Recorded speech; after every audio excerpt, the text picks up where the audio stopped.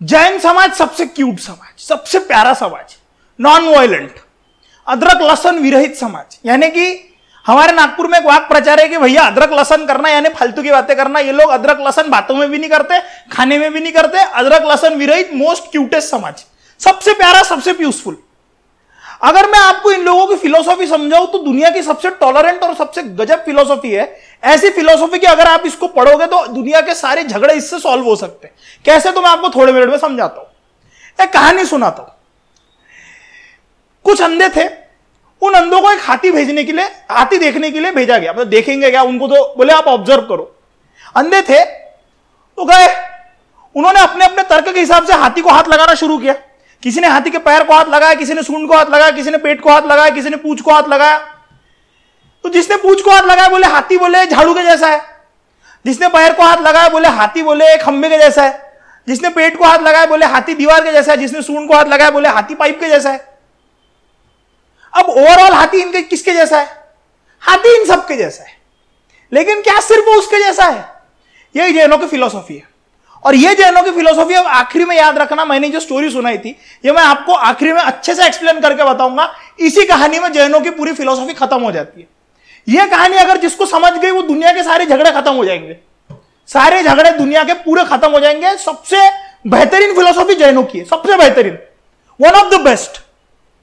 लेकिन इतनी सक्सेसफुल क्यों नहीं रही, इसके बारे में आज नहीं जानेंगे, किसी और दिन जानेंगे जब हम शंकराचार्य पढ़ेंगे। शंकराचार्य ने सभी के फिलोसॉफी को लपेट के फिलोसॉफी दे दी, पूरी लपेट डायल्यूट दे दी। क्योंकि पहले के समय में इनके तर्कवाद होते थे। ये फिलोसॉफी का, ये दर्शन के जो हम लोग चैप्टर्स पढ़ रहे हैं, मैं चाहता हूं कि आपका तर्कवाद उस लेवल पे जाए, इसीलिए फिलोसॉफी के चैप्टर शुरू हुए। आज हम बात कर रहे हैं जैनिज्म की। जैनिज्म, इनके 24 प्रमुख तीर्थंकर हुए। Rishabhnath was the first one. और यह कहते हैं कि हमें जो आखिरी तीर्थंकर हुए वो थे महावीर जैन। सबके नाम ऑब्वियसली हिस्ट्री की किताबों में नहीं है, शायद इनके पास हो, मैंने नहीं पढ़े क्योंकि इसलिए बता रहा। अब इनका कहना यह है, इनका कहना कि अपनी भाई ये सब अपन लोग हैं। इनका कहना कि मैं एज ए नॉर्मल इंसान, ऐसे स्पेक्टेकुलर बात करता हूं इन सब चीजों में। तो आप इस बात को समझो, जैनिज्म में जो आप अगर हड़प्पा की वो सील देखोगे प्रोटो शिवा वाली, according to them that seal belongs to Rishabhnath. अब एक ऋषभनाथ नाम, पशुपतिनाथ को भी हमने ऋषभनाथ का है, शिवजी का नाम भी ऋषभनाथ है। तो क्या ये, मैं आपको सवाल डाल रहा हूं, आप खुद सोचना, तो क्या यह संभव है कि जिसे हम शिवजी समझ रहे उसे ये लोग ऋषभनाथ समझ रहे? And that's why we can say that Jainism and Hinduism are nothing else but the branch of the same tree. अब ध्यान से समझना, यह मुद्दा मैंने आपके लिए छोड़ दिया, इनकी फिलोसॉफी समझते हैं। Why this is one of the most tolerant philosophy? अब फिलोसॉफी का एक तर्क होता है। किसी भी चीज को जब हम पढ़ रहे हैं, किसी भी दर्शन को हम जब पढ़ रहे हैं, तो वो दर्शन का एक सोर्स होगा। जैसे मैं कह रहा हूं कि मेरी फिलोसॉफी XYZ फिलोसॉफी है, मेरी फिलोसॉफी राइट विंग की फिलोसॉफी है, या फिर मेरी फिलोसॉफी लेफ्टिस्ट फिलोसॉफी है। सपोज एन एग्जांपल मैं आपको बता रहा हूं, सपोज एन एग्जांपल मैं कह रहा हूं कि मेरी फिलोसॉफी लेफ्टिस्ट फिलोसॉफी है, उसमें भी मेरी फिलोसॉफी कम्युनिस्ट फिलोसॉफी है। अगर मैं ये कहूं कि मेरी फिलोसॉफी कम्युनिस्ट फिलोसॉफी है, तो ये कम्युनिस्ट फिलोसॉफी कहीं से तो आई होंगी, कहीं से तो इसका उगम हुआ होगा। तो कम्युनिस्ट फिलोसॉफी आती है कार्ल मार्क्स से। कार्ल मार्क्स इसके प्रोपोगेटर है, और यहीं से हमारी कम्युनिस्ट फिलोसॉफी आती है। समय के साथ इसमें स्टालिन लेनिन ने अपने अपने हिसाब से कुछ चेंजेस किए, माओ ने अपने हिसाब से कुछ चेंजेस किए, इंडियन तर्क में इसके चेंजेस चेंज हुए। तो ये मार्क्सिस्ट यहां से आती है। उसी तरह से जब मैं कहता हूं कि मैं वेदांतिस्ट हूं, वेदों की फिलोसॉफी में मानता हूं, तो इसके भी कुछ तर्क होंगे।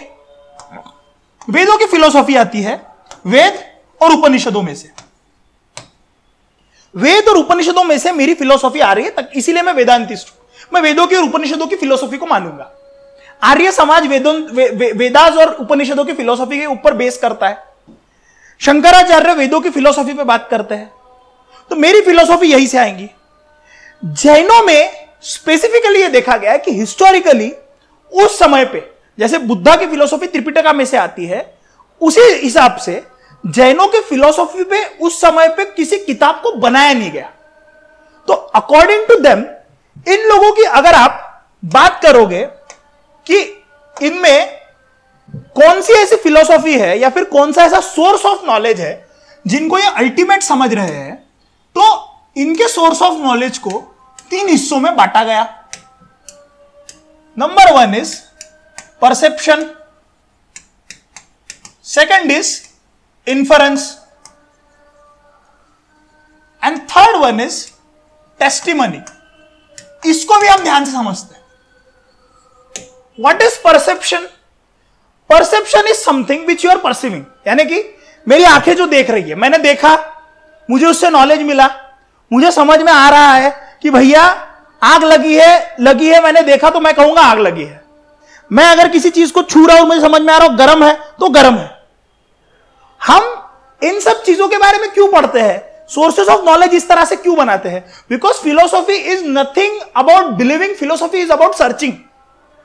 तो आप जब सोर्सेस ऑफ नॉलेज लेने जाएंगे, आप अपने मोक्ष की राह में निकलेंगे, आपको जब वो कैवल्य ज्ञान की प्राप्ति के लिए आप जब निकलोगे, जैनिज्म के हिसाब से उसे कैवल्य ज्ञान कहते हैं, उसमें आप जब निकलोगे तो आपको देखना है कि आपको नॉलेज के सोर्सेस क्या होने चाहिए। जैसे अगर वेदांतिस्ट में मैं अगर कहूं कि मुझे मोक्ष चाहिए तो मुझे क्या करना है, तो कोई कहेगा आपको वेद पढ़ना है, कोई कहेगा आपको उपनिषद पढ़ना है, उसमें दिए हुए तर्क को आपको समझना है और उसी तरह से आपको बिहेव करना है। उसी तरह से जब मैं जैनिज्म में बात करूंगा तो जैनिज्म की कोई स्पेसिफिक किताब न होने की वजह से जब मैं अपने नॉलेज लेने जाऊंगा, उस समय पे मुझे परसेप्शन, इन्फरेंस और टेस्टिमोनी, ये 3 ही सोर्स ऑफ नॉलेज फाइनल समझ में आएंगे।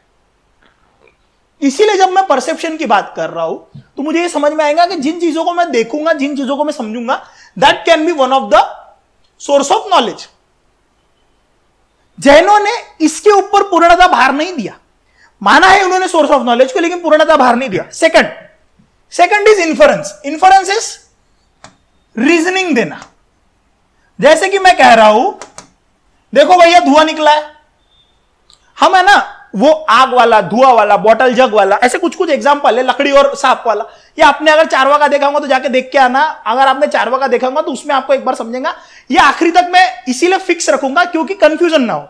इन्फरेंस यानी कि रीजनिंग देना। अब रीजनिंग देना यानी क्या होता है? देखो भैया आग लगी है, धुआं आ रहा है, धुआं आ रहा है, मतलब आग लगी होंगी, हो भी सकता है बुझी होंगी। 2-3 तर्कों पे आना, ऐसा हुआ है, इसके पहले यह हुआ होगा, इसे हम कहेंगे इन्फरेंस। इससे भी आप नॉलेज ले सकते हो, लेकिन इन्होंने इसके ऊपर भी ज्यादा भार नहीं दिया। माना है इसको सोर्स ऑफ नॉलेज, लेकिन भार इसके ऊपर भी ज्यादा नहीं है। इन्होंने भार किस पे दिया इसे समझो। इन्होंने भार दिया भैया टेस्टिमोनी के ऊपर। Now what is testimony? Testimony means कि कोई व्यक्ति जब अपना बयान देता है, लीगल टेस्टिमनी, यानी कि कोर्ट में जाके हियरिंग है तो भैया हाँ कौन कौन बोलेगा, हाँ इसको पेश किया जाए, हाँ साहब मैंने देखा साहब यह बदमाश है साहब। टेस्टिमनी, बयान देना। तो यहां पे इन्होंने टेस्टिमनी किसकी बिलीव की? 24 तीर्थंकरों की। 24 तीर्थंकरों की जो टेस्टिमनी है, जिसे इन्होंने जिन्ना, या जो उसको जिन्ना यानी कि जिसने अपने संपूर्ण शरीर पे विजय प्राप्त किया है, जिसे कोई फर्क नहीं पड़ता कि मुझे मेरे बारे में कौन क्या बोलेगा, इसीलिए कपड़े भी परिधान नहीं करते, क्योंकि उनको पता है, उनको लाज लज्जा शर्म वो उनके सब परे हट चुके हैं। इसीलिए that is why they are Jinas. जिन्होंने अपने शरीर के हर अंग पे, इंक्लूडिंग ब्रेन, इंक्लूडिंग सेंसेस पे कंट्रोल कर लिया, उसे जीना कहेंगे। और इसको जो फॉलो करते हैं उनको जैना कहेंगे। तो ये जो जिना लोग हैं, जो आज भी आपको दिखेंगे, लेकिन जो मेन 24 हुए तीर्थंकार, इनकी जो टेस्टिमनी है, इनको ही आखिरी माना जाएगा। तो they are the main primary source of their knowledge. अब जैसे मैंने आपको वो कहानी सुनाई थी, उस कहानी को याद करो, हाथी वाली, जिसमें मैंने ये कहा था कि अलग अलग अंधों ने भैया एक एक पार्ट को हाथ लगाया। According to Jainism we are the normal people and Tirthankaras are the utmost source of knowledge. जैसे कि हम लोग शंकराचार्य के हिसाब से देखें तो हम माया के इस बंधन में फंसे हुए हैं, और जिसको ज्ञान मिल गया, वो जिसने ब्रह्म को जाना, वही उस माया के परे है। तो तीर्थंकार अगर हम इस फिलोसॉफी से देखें तो माया के परे जा चुके हैं, तो उन्हें हाथी एज इट इज दिखाई दे रहा है। हमें दिखाई देगा क्या? नहीं, हमें चाह के भी दिखाई नहीं दे सकता, क्योंकि हमें माया को आप एक तरह से दुनिया समझो, उस हाथी को आप एक तरह से दुनिया समझो, हमें चाह के भी उसे एज इट इज नहीं देख पा रहे, हमें उसका एक एस्पेक्ट दिखेगा। जैसे कि मैं हिंदुओं के घर में पैदा हुआ हूं तो मुझे लगेगा हिंदुइज्म महान है, कोई मुसलमान के घर में पैदा होगा उसे लगेगा मुसलमान महान है, कोई क्रिश्चियन के घर में पैदा होगा उसे लगेगा क्रिश्चियन महान है, कोई ब्राह्मण के घर में पैदा होगा उसे लगेगा ब्राह्मण महान है, कोई क्षत्रिय के घर में पैदा होगा उसे लगेगा क्षत्रिय महान है, कोई दलितों के घर में पैदा होगा उसे लगेगा हम बहुत महान है, कोई वैश्य के घर में पैदा होगा तो उसे लगेगा हम ही पैसा प्रोवाइड कर रहे हैं। जो जहां जिस एटमॉस्फेयर में पैदा होता है, जिस तरह से उसका सोच होता है, उसी तरह से वो बढ़ती है। यही जैनों की बेसिक फिलोसॉफी है। ये समझ गया, सब समझ गया। लेकिन जो तीर्थंकार है उन्हें यह पता है कि भैया ये जो तब तुम समझ रहे हो कि तुम्हें लग रहा है तुम महान हो, तुम्हें लग रहा है तुम महान हो, तुम्हें लग रहा है तुम महान हो, लेकिन ओवरऑल सत्यता क्या है, दुनिया कैसे चल रही है, उस माया के परे जाके अगर तुम अनाथ होते तो तुम्हें पता ही नहीं होता तुम्हारी जात क्या है, तुम्हारा धर्म क्या है, फिर क्या होता? फिर तो तुम सब धर्मों को, सब जातियों को गाली दे रहे होते। तुम कहते कि भैया मैं, अगर तुम अनाथ होते तो तुम कहते कि मैं जिस जाति में पैदा हुआ तो सबसे सड़ी जात है, क्योंकि मेरे जाति के मेरे मां बाप ने मेरे को रास्ते में फेंक दिया। मां ने भी फेंका, वो भी बुरी जात की, मेरे बाप ने फेंका, वो भी बुरी जात की। फेंका ही काय को? हो सकता है ना आपको द्वेष होना शुरू हो जाए। जिस धर्म में पैदा हुआ धर्म में मेरे को फेंकना सिखाया भैया, मेरे हिसाब से तो भैया धर्म ही बेकार है वो वाला। हो सकता है ना? आप अपने इस पे घमंड इसलिए कर रहे हो ताकि आपको सुकून की जिंदगी मिली, रोटी मिली, छत मिले, कपड़ा मिला, आपको पता चला आपका ये है, इसीलिए आपने रूट कॉज फाइंड ढूंढना शुरू किया कि मेरे रूट है, ये महान है। लेकिन आपको जब ओवरऑल सत्यता समझ में आती कि भैया हम तो इंसान हैं और हम इंसान इतने से छटाक भरे गए हैं, है ना, मैं इतना सा, मैं जिस शहर में रह रहा हूं वो शहर कितना बड़ा, शहर के ऊपर वो मेरा स्टेट कितना बड़ा, देश कितना बड़ा, अर्थ कितनी बड़ी, अर्थ उस जुपिटर के सामने छटक भरेगी, जुपिटर उस सूरज के सामने छटक भरेगा, सूरज कितना बड़ा, फिर वो सूरज पूरे गैलेक्सी में कितने छटक भरेगा, फिर उसके जैसे कितने बड़े बड़े सूरज, फिर साला वो गैलेक्सी कितने छटक भरेगी, फिर पूरी दुनिया कितने छटक भरेगी। तो आप बताओ आप महत्वपूर्ण कैसे हुए? दुनिया में तुम ही सबसे महत्वपूर्ण कैसे हुए? इन सभी चीजों का जिन्हें नॉलेज एक तरफा आ जाता है वो जीन हो जाते हैं। उसे तीर्थंकार कहा गया है। बिकॉज ऐसे कहा जाता है कि संपूर्ण जगत की चाबी तुम्हारे अंदर है और तुम्हारी चाबी पूर्ण जगत के अंदर है। तो हमें वो जगत के पीछे नहीं जाना है, लेकिन जो बेसिक फिलोसॉफी है उसे हम समझ रहे हैं। ये समझ गया, जैनों की फिलोसॉफी समझ गए। मैं यहां पे यूपीएससी के हिसाब से तुम्हें फिलोसॉफी नहीं पढ़ा रहा। फिलोसॉफी हमें यूपीएससी में ऑप्शनल सब्जेक्ट करके होता है, लेकिन वो नहीं पढ़ा। तुम्हारा तर्कवाद बढ़े इसलिए मैं तुम्हें फिलोसॉफी पढ़ा रहा हूं। अब ध्यान से समझना, जो लोग चीजों को एज इट इज देख सकते हैं, यानी कि उसके संपूर्ण भाव को जो हम नहीं दे सकते, कॉमन इंसान नहीं देख सकता, उसके लिए आपको उस नॉलेज के नए क्षेत्र में जाना पड़ेगा, आपको वो सर्वज्ञान लेना पड़ेगा। उस सोर्स ऑफ नॉलेज को प्रमाण कहा गया है। प्रमाण, प्रमाण, प्रमाण यानी कि कंप्लीट नॉलेज। प्रमाण यानी कि कंप्लीट नॉलेज। कि कंप्लीट नॉलेज किसे होता है according to Jaina? Only Jinas and Tirthankaras. अगर आप कॉमन आदमी हो तो आपका पुनर्जन्म होगा, आपको मुक्ति प्रदान नहीं होगी। मुक्ति के लिए कुछ और शब्द है, मैं कंफ्यूज नहीं करना चाहता, मैं बेसिक फिलोसॉफी पढ़ाना चाहता हूं इसलिए बता रहा हूं। तो किसे मिलेंगी? जो जिन है, जो उस लेवल पे पहुंचे हैं। आपको मिलेगी? नहीं मिलेगी, क्योंकि आप वापस आने वाले हो। और जिस तरह से हम एक्चुअल में चीजों को देखते हैं, सोर्स ऑफ नॉलेज लेते हैं, किसी भी एलिमेंट के एक तर्क को देखते हैं, हम उसे कहते हैं नया। नया यानी कि source of knowledge from one stand point of view. यानी कि मैंने हाथी को हाथ लगाया, पैर को हाथ लगाया, मुझे लगा हाथी खंबे का जैसा है, वही मेरा सोर्स ऑफ नॉलेज हो गया। लेकिन क्या हाथी सिर्फ खंबे के जैसा है? हाथी खंबे के जैसा है, लेकिन हाथी का एक पार्ट खंबे के जैसा है, पूरा हाथी थोड़ी है। तो मैं जब कह रहा हूं हिंदुइज्म महान है, हां बिल्कुल महान है, लेकिन पूर्ण जगत में है क्या? वो तो तुम्हारे पॉइंट ऑफ व्यू से है, तुम गलत नहीं हो। इसीलिए कह रहा हूं, जैना कहते कोई गलत नहीं है, तुम गलत नहीं हो, लेकिन तुम पूर्ण सही हो क्या? अगर कोई व्यक्ति अनाथ है, उसको उसका रिलीजन ही नहीं पता हो, तुम पे क्यों बिलीव करेगा? हाँ, तुम उसको तर्कवाद देके अपने हिसाब से फिर मोड़ने की कोशिश कर सकते हो, लेकिन वो फिर कहेगा अगर धर्म ही नहीं है, मैं तो ह्यूमैनिटी में बिलीव करना चाहता हूं। जाएंगे हम शंकराचार्य वेदों की फिलोसॉफी पढ़ेंगे।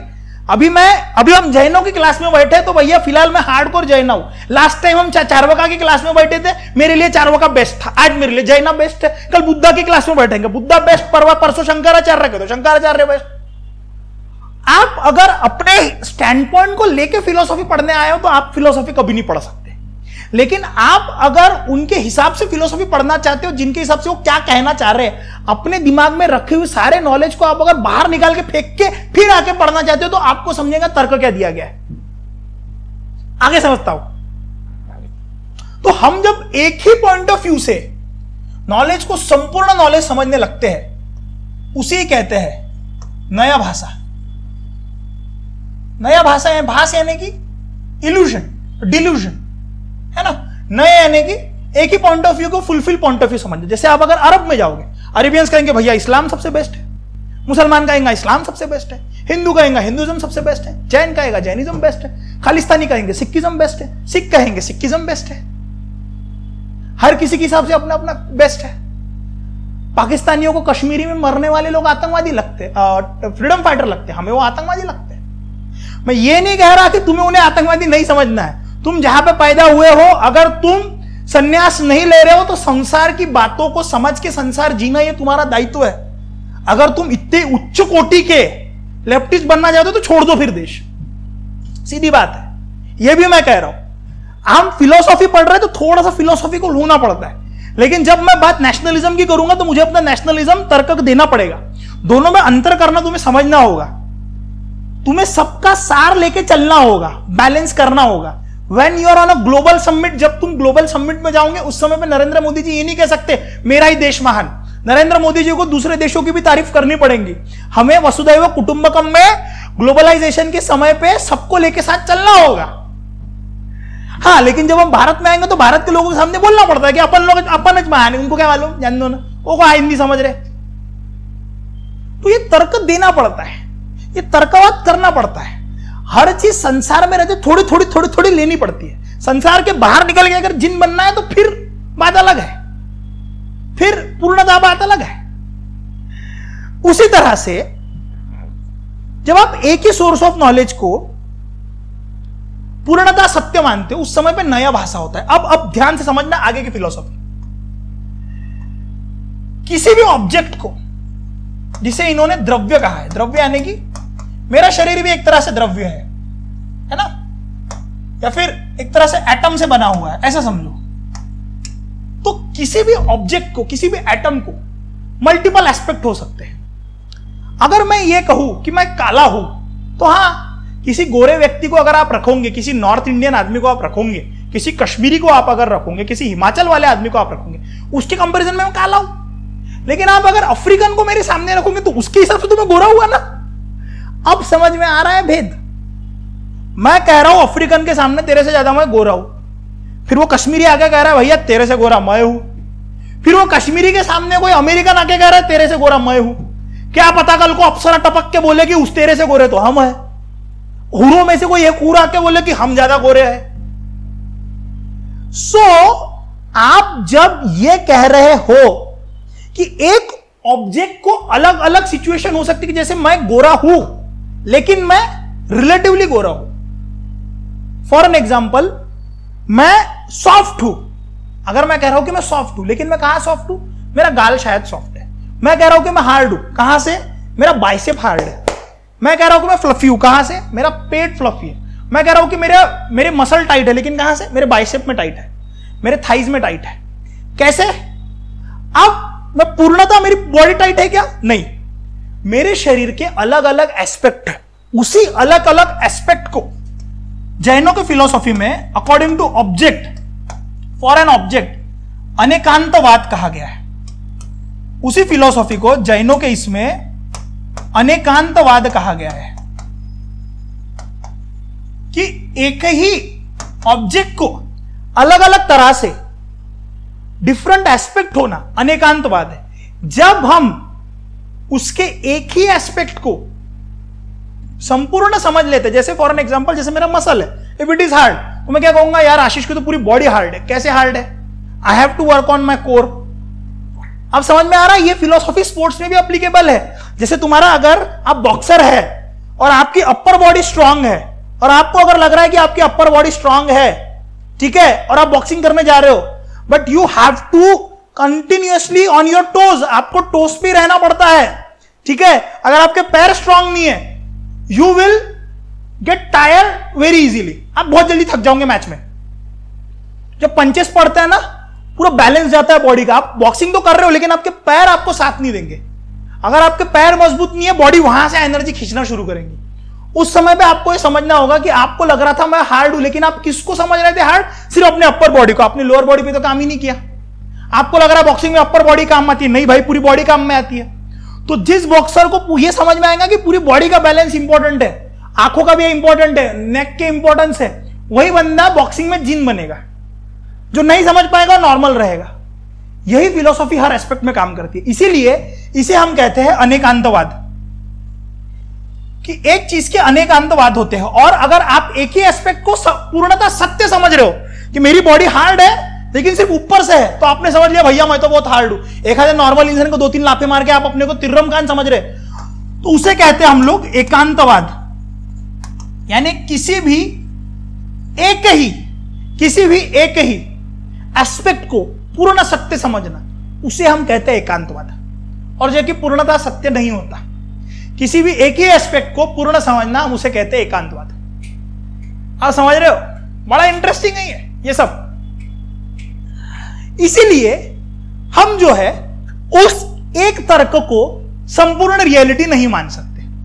जैसे कि मैंने कहा कि आशीष की बॉडी हार्ड है, अरे लेकिन उसके सिर्फ अपर बॉडी हार्ड है, पैर थोड़ी मजबूत है उसके, पैर पेट कितना फ्लफी है, इसीलिए हम ये थोड़ी कहेंगे कि वो पूरा हार्ड है। हार्ड होना यानी कि पूरी बॉडी हार्ड होनी चाहिए। आप समझ में आ रहा है? तो इसीलिए जैन कहते हैं हम उसे प्रमाण नहीं मान सकते, सोर्स ऑफ नॉलेज नहीं मान सकते, कंप्लीट सोर्स ऑफ नॉलेज नहीं मान सकते।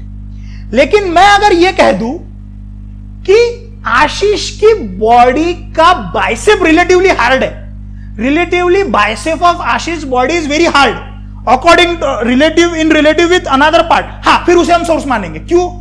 मैंने रिलेटिव शब्द यूज किया। मैंने कहा दूसरों के रिलेशन में ज्यादा हार्ड है। मैं कह रहा हूं मैं गोरा हूं इन रिलेटिव विथ अफ्रीकन पर्सन। कश्मीरियों ने कहा हम आपसे गोरे हैं इन रिलेटिव विथ अमेरिकंस ने कहा हम आपसे रिलेटिव है गोरे हैं in relative with if there anyone else in the whole universe. आप समझ में आ रहा है? आप जब किसी एक एस्पेक्ट को देख रहे हो तो आपको उसमें रिलेटिव शब्द इस्तेमाल करना बहुत जरूरी होता है, ऐसा जैन कहते हैं। अदरवाइज वो न्याय भाषा हो जाता है, वो एकांतवाद हो जाता है। और इसी को जब ये लोग लिखते हैं तो ये कहते हैं कि ये जो आपके रिलेटिव टर्म्स है, और इन रिलेटिव टर्म को इस्तेमाल करने की स्थिति है, जब इसे हम रिलेटिव कर रहे हैं, तो इसे ही इन्होंने स्यादवाद कहा है। स्यादवाद यानी कि जब भी आप किसी चीज को कहो कि ये पूर्ण सत्य है, वो पूर्ण सत्य नहीं होता क्योंकि आप जिन नहीं हो, तो आपको उसके लिए रिलेटिव शब्द इस्तेमाल करना जरूरी है। जैसे फॉर एन एग्जांपल, मैं अगर कह रहा हूं कि मेरा बाइसेप बहुत हार्ड है, अरे भैया रिलेटिवली हार्ड है as compare to my legs, as compare to my stomach. Hardest नहीं है, सबसे हार्ड नहीं है। रिलेटिवली में bicep is the most hardest part of my body, ये मुझे कहना होगा। अदरवाइज अगर मैं ये समझ के चलूंगा बॉक्सिंग में कि I am hard because my bicep is hard, तुम्हारे पैर पर तो तुमने काम ही नहीं किया, तो फिर तो तुम हार जाओगे। इसीलिए संपूर्ण नॉलेज होना जरूरी है। जैसे कि आपने 10 लेसन आपको एग्जाम में आने वाले, और आपने उसमें से अगर 5 लेसन बहुत जबरदस्त किए और आप कह रहे हो मैं तो टॉपर बनूंगा क्योंकि 5 लेसन में से कुछ भी पूछ लो मेरे को सब आ जाएगा, और उसमें से एक सवाल भी नहीं आया, बाकी के 5 लेसन में से आ गया। इसीलिए जैनों की फिलॉसफी सबसे टॉलरेंट और सबसे जबरदस्त है, क्योंकि वो कहते हैं कि आप हो लेकिन वो आपके हिसाब से हो। वो है, लेकिन वो उसके हिसाब से है, गलत कोई नहीं है। लेकिन पूर्ण सत्य भी किसी को ज्ञात नहीं है। जब पूर्ण सत्य ज्ञात होगा उस समय पे एक बात समझो, अगर मैं शरीर की बात करूं, शंकराचार्य भी क्यों सबसे ज्यादा चैंपियन उभर के आते, अगर मैं शरीर की बात करूं, इस शरीर की कोई ना कोई जात हो सकती है, कोई धर्म हो सकता है। आत्मा की कैसे होंगी? आत्मा की कैसे होंगी? जब कुछ नहीं था तब भी आत्मा थी। पृथ्वी तल के ऊपर आने के बाद धर्म और जातियों का निर्माण होता है, तो इस आत्मा का कैसे होगा? इसीलिए सनातन धर्म में नहीं आता। सनातन एक कंसेप्ट है, कंसेप्ट कभी भी डिफाइन नहीं होता। हम जब शंकराचार्य पढ़ेंगे क्यों डिफाइन नहीं होता मैं आपको और अच्छे समझाऊंगा, आपको मजा आएगा शंकराचार्य पढ़ने में। Shankaracharya emerge as a champion, later on you will realise Shankaracharya and Buddha same level, बिल्कुल सेम लेवल। दोनों की फिलोसफी में ज्यादा डिफरेंस नहीं आता। ध्यान से समझना। अब इस समय पे हम कहां पे थे? हम थे स्यादवाद पे। आपको जब कहना है तो यू हैव टू यूज स्याद, स्याद और स्यात। तो इसमें भी इन्होंने 4 तरीके से, है तो वैसे 7 लेकिन कॉमन मैन के लिए 4 ही, 4 तरीके से कंडीशन दिए कि स्यात 4 तरीकों में कैसे इस्तेमाल हो सकता है। जैसे फॉर एन एग्जांपल, स्याद अस्ति, स्यात नस्ति, स्यात अस्ति नस्ति, स्यात अव्यक्तम। अब ध्यान से समझना, बहुत प्यारी फिलोसॉफी है और यहीं पे आके ये एंड होंगी, क्योंकि आगे का पार्ट थोड़ा सा नॉर्मल मैन के लिए नहीं है, वो यूपीएससी में जो पढ़ाई कर रहा है उसके लिए। ध्यान समझना। अगर आप चाहते हो तो मैं जब इसे डिटेल में लूंगा तो वो वाला सेक्शन भी मैं कवर करूंगा, थोड़ा कॉम्प्लेक्स है, लेकिन आपके बेसिक ज्यादा कवर हो मैं ये चाहता हूं। अब ध्यान से समझो। स्यात अस्ति यानी कि जब मैं कह रहा हूं कि मेरा बाइसेप हार्ड है, तो मैं कह रहा हूं हां आशीष का बाइसेप रिलेटिवली हार्ड है as compare to other body parts. Number 1 यानी कि स्यात अस्ति, हां होना है रिलेटिवली आशीष का बाइसेप ज्यादा हार्ड है। जैसे फॉर एन एग्जांपल मैं कह रहा हूं रूम में रखी हुई लाइट के अंदर रखी हुई एक बॉटल है। अब ये समझना, मैं कह रहा हूं लाइट के अंदर रखी हुई बॉटल लाल है, हाँ है, पूरा ठेला लाल है लाल है। स्यात अस्ति, रिलेटिवली ये बॉटल लाल है, सडनली लाइट बंद हो गया, अब तो कुछ दिख ही नहीं रहा है। And what are colours? अगर आप साइंस के हिसाब से देखोगे, what are colours? Colour is nothing but the light का पास ऑन होना, उसी हिसाब से कलर फॉर्मेशन होते हैं। तो जैसे कलर गायब हो गए, लाइट गायब हो गई, वो तो पूरा ब्लैक है, कुछ भी नहीं दिख रहा है, रिफ्रैक्शन हो ही नहीं रहा है किसी चीज का। इस समय पे हमें यह समझ में आता है bottle is not red. Ashish relatively, अब जैसे अगर देखूंगा राइट वाला बाइसेप ज्यादा हार्ड है, अभी तक बात चल रही थी लेफ्ट बाइसेप की, तो आशीष का लेफ्ट वाला बाइसेप रिलेटिवली राइट वाला बाइसेप ज्यादा हार्ड नहीं है। रिलेटिवली आशीष का लेफ्ट बाइसेप राइट बाइसेप से हार्ड नहीं है, स्यात नस्ति। लेकिन क्या वो हार्ड है? हाँ है ना, रिलेटिवली रिलेटिव विथ स्टमक, उसके पेट स्टमक बोले तो ये एब्स, उसका बाइसेप ज्यादा हार्ड है, तो है भी और नहीं भी। अगर मैं आपको एक अब सबसे गजब एग्जांपल देता हूं, क्या सनातन बेस्ट है? हां, क्योंकि सनातन एकमात्र ऐसा है जो कहता है कि मनुर्भव, इंसान बनो। कोई दूसरा धर्म यह कहता है कि उसके धर्म के हिसाब से चलो, otherwise you will be the non believer. लेकिन सनातन कहता है मनुष्य बनो, बेस्ट। लेकिन जिस तरह से दलितों के ऊपर पाश्चात्य में अत्याचार हुए, वो कभी नहीं मानेंगे सनातन बेस्ट है। ऐसा तो नहीं है कि भैया उन तक वो असली वाली फिलॉसफी पहुंची नहीं, शायद नहीं पहुंची, गलती हुई, लेकिन वो सिर्फ उसी एस्पेक्ट को देखेंगे। आज अगर हम कह भी दे कि हम उसे स्वीकार करने को तैयार है, वो नहीं करेंगे। So for them Sanatan is not great. झगड़ा मत करना यार, इसे सिर्फ फिलॉसफी के हिसाब से समझो, तर्क समझो। Sanatan is best according to whom? According to us. Sanatan is not best according to whom? According to them. अब तीसरा पॉइंट समझो, जब मैं किसी भी रिलीजन की अच्छी बातों के तर्क दूंगा तो मैं क्या कहूंगा, हां ये रिलीजन बेस्ट तो है, रिलेटिवली ये रिलीजन बेस्ट है, लेकिन उसमें कुछ बुरे एस्पेक्ट भी है तो रिलेटिवली बेस्ट नहीं भी है। इसीलिए तीसरा पॉइंट आता है स्यात् अस्ति स्यात् नस्ति, है भी और नहीं भी, है भी और नहीं भी। और आखिरी सबसे प्रमुख पॉइंट, यह फिलॉसफी के तर्क में अगर किसी व्यक्ति ने दे दिया उसका जिंदगी संवर जाएंगी, वो कह रहा है स्यात् अव्यक्तम, यानी कि यार मुझे नहीं पता, मुझे ढूंढना पड़ेगा, मैं तुम्हारी बातों पे मानूंगा नहीं, जो मैं तर्क ढूंढना चाहता हूं उस तर्क को ढूंढने निकलूंगा। यानी कि कोई अगर यह कह रहा है कि भगवान है और कोई अगर यह कह रहा है कि भगवान नहीं है, दोनों के दोनों मूर्ख है, क्योंकि दोनों ने भी जाके नहीं देखा, किसी तीसरे व्यक्ति पे विश्वास कर लिया। इसीलिए फिलॉसफी में इनके सबसे ज्यादा जबरदस्त पॉइंट आता है स्यात् अव्यक्तम, है नहीं है ढूंढना पड़ेगा, स्यात् अव्यक्तम। यह फिलॉसफी जैनों की है। इनके ऊपर क्रिटिसिज्म भी हुआ कि आप जब कह रहे हो सारी चीजें रिलेटिव होती है, तो भैया आपकी फिलॉसफी भी तो रिलेटिव हो सकती है, आप जो फिलॉसफी दे रहे हो वो भी तो रिलेटिविज्म में जा सकती है। वो कह रहे हैं हां जा सकती है, लेकिन उस एस्पेक्ट को हम आज नहीं समझेंगे, जब मैं डिटेल में समझाऊंगा उस दिन समझाऊंगा। लेकिन यहां तक भी आपको अगर जैनों की फिलॉसफी का पॉइंट समझ में आता है और इसे आप अपनी जिंदगी में पूर्णता नहीं लेकिन हर चीज में थोड़ा थोड़ा अप्लाई करना भी शुरू करते हो, आपका तर्कवाद की बुद्धि बढ़ेंगे। अगर आप चाहते हो कि सीरीज को मैं डिटेल में बनाऊं, इन सब चीजों को मैं डिटेल में बनाऊं, जैसे चार्वाक के लिए डिमांड आई है, जैनों के लिए भी अगर वही डिमांड आती है तो फॉर श्योर मैं इसे पूर्ण डिटेल में जरूर बनाऊंगा। लेकिन जैन आज के लिए यहीं पे रुकते हैं, यही तक आज का जैन था। जय हिंद, जय जिनेंद्र, जय श्री राम, जय श्री कृष्णा। अपना ख्याल रखिए, मिलते हैं दर्शन के अगले चैप्टर में।